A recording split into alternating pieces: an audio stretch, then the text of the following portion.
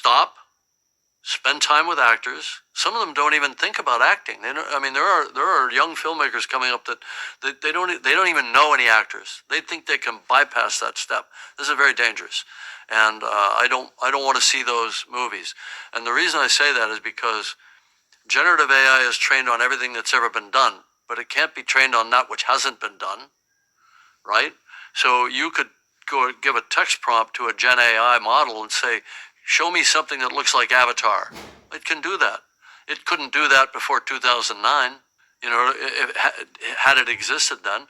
So what else is coming out of people's imaginations, out of their dreams, out of their imaginative process that it will not have been trained on?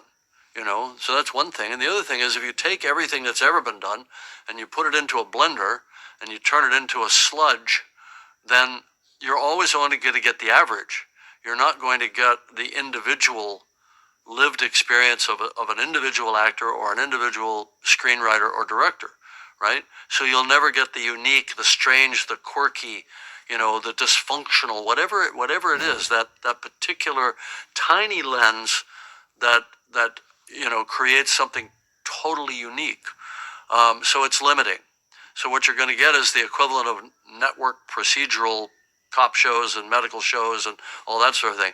And we've learned to accept mediocrity in a lot of our entertainment, but that's not what we go to the movie theater for. So I don't think it can ever actually just create that which you see, but I do think there are tools that can be created within that we can plug into our existing VFX workflow to deal with the problem that you've mentioned, which is because it's about human labor, right?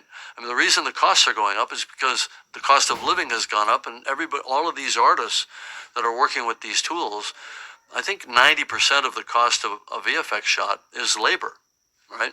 So I'm not saying we lose people. I'm saying we speed them up, make them more efficient, get the result of their labor more quickly, and then move on to the next thing. Because I see it being an endless need to create these imaginative worlds, an endless need for VFX. So if we can just do it quicker, we can bring the cost of these films down. And by the way, I would love to make an Avatar movie in 2 years instead of 4 years, because I'm running out of 4-year chunks at the age of 71, right? Yeah, thank you, sir.